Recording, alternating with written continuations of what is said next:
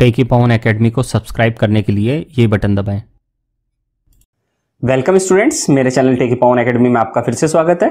समष्टि अर्थशास्त्र की इस न्यू सीरीज में हम लेके आए हैं। आज छोटा टॉपिक है लेकिन बहुत अच्छा टॉपिक है। हरित जीएनपी क्या होती है। जीएनपी की अवधारणा आपने राष्ट्रीय आय में पढ़ी है, लेकिन हरित जीएनपी क्या होती है और उसका धारणीय विकास से क्या संबंध है, वो इस वीडियो में मैं आपको बताने वाला हूं।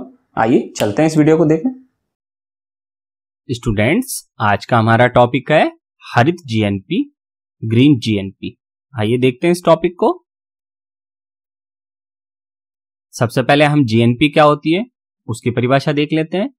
एक देश में एक वर्ष में उत्पादित समस्त अंतिम वस्तुओं एवं सेवाओं के सकल बाजार मूल्य के योगफल को जीएनपी कहते हैं। इसमें कुछ चीजें नोट करने वाली हैं। ध्यान दें, ये एक देश की बात हो रही है। एक देश मतलब जैसे भारत, ठीक है। एक वर्ष का मतलब क्या है यहाँ? एक वर्ष का मतलब है फाइनेंशियल ईयर, अकाउंटिंग ईयर। आजकल फाइनेंशियल ईयर और अकाउंटिंग ईयर जल्दी ही एक होने वाले हैं, 1 अप्रैल से 31 मार्च का।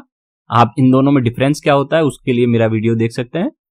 और ये इसमें केवल अंतिम वस्तुओं और सेवाओं को ही जोड़ा जाता है। ध्यान रखना, केवल अंतिम वस्तुओं को ही जोड़ा जाएगा, सेवाओं को। मध्यवर्ती का राष्ट्रीय आय से कोई लेना देना नहीं होता है।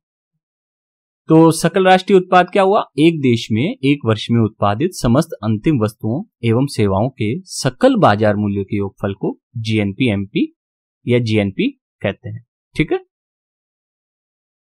अब देखते हैं हरित सकल राष्ट्रीय उत्पाद क्या है। एक देश में उत्पादित समस्त अंतिम वस्तुओं और सेवाओं के बाजार मूल्य के योगफल में से जब पर्यावरण की लागत को घटा दिया जाए तो हरित सकल राष्ट्रीय उत्पाद प्राप्त होता है। सरल सी भाषा में, अगर हम जो जीएनपी ज्ञात करते हैं उस जीएनपी में से पर्यावरण को जो नुकसान हुआ है, अगर उस नुकसान को हम घटा दें तो हमारे पास क्या आ जाता है?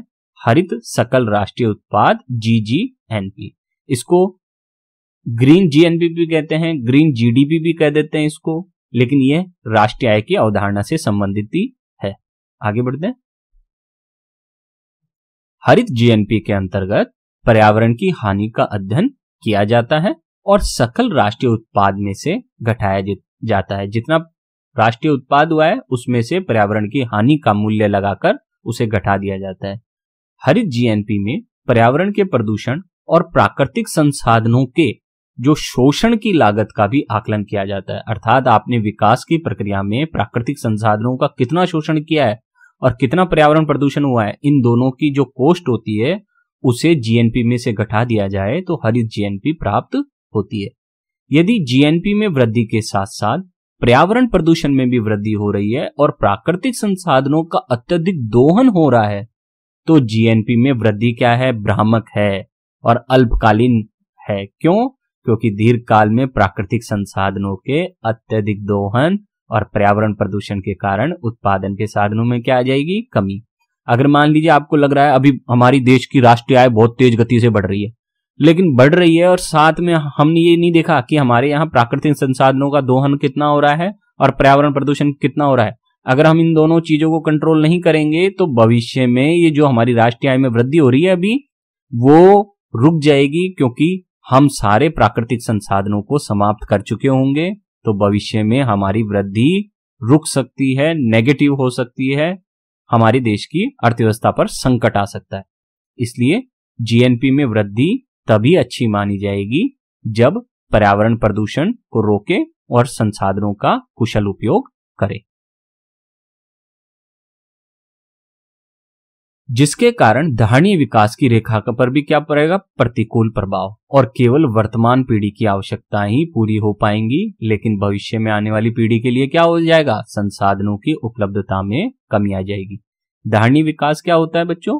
धारणीय विकास का मतलब है जब संसाधनों से वर्तमान पीढ़ी की आवश्यकता पूरी कर ली जाए और इस तरह से उन संसाधनों का प्रयोग किया जाए कि वर्तमान पीढ़ी की आवश्यकता भी पूरी हो जाए और भविष्य में जो आने वाली पीढ़ी है उसके लिए भी संसाधन उपलब्ध रहे। तो ऐसे विकास को हम धारणीय विकास कहते हैं। विकास की जो सबसे अच्छी संकल्पना मानी जाती है, जो सबसे अच्छी विचारधारा मानी जाती है, वो धारणीय विकास ही है।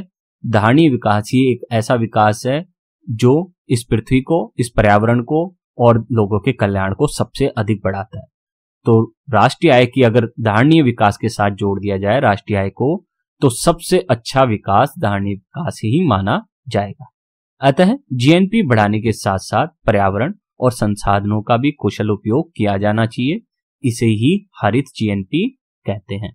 जैसे आप देख सकते हैं कि विकास की प्रक्रिया में हमें वृक्षों का ध्यान रखना चाहिए। फैक्ट्रियां लगा रहे हैं तो हमें फैक्ट्रियों से जो चिमनी से धुआं निकलता है उसका निस्तारण करना चाहिए, उसके बारे में सोचना चाहिए और हमें अधिक से अधिक पेड़ लगाकर, वन लगाकर अपने पर्यावरण को सुरक्षित करना चाहिए। उम्मीद है आपको ये टॉपिक क्लियर हुआ होगा। हरित जीएनपी या हरित लेखांकन, ग्रीन जीएनपी, ग्रीन जीडीपी, ये सारी धारणाएं एक ही हैं। आपको अगर कंटेंट अच्छा लगा हो तो मेरे चैनल को सब्सक्राइब जरूर कर लीजिए। बहुत बहुत धन्यवाद।